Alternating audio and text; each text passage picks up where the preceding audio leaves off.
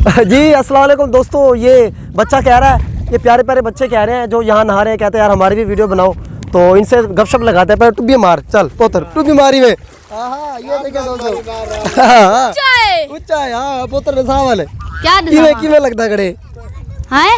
मजा आना पे जी हाँ जी हाँ। हाउड साउड जाओ, क्या मसला क्या थी थोड़ा, क्या नुकसान थी मेरा 10 रुपया लौट गए। 10 रुपए जी पोते जो आंदा 10 रुपए लौट के आते मेरे को कितने पैसे आन 60 और कितनी रह गए 50 10 रुपए लौट गए। चलो दोस्तों भाई दा बहुत बड़ा नुकसान हो गया, बच्चे का जो है ना वो 10 रुपए गुम हो गया है, क्या तो खैर देखे अकाउंट भेज देवे। अकाउंट ही भेज दे, वाह वाह।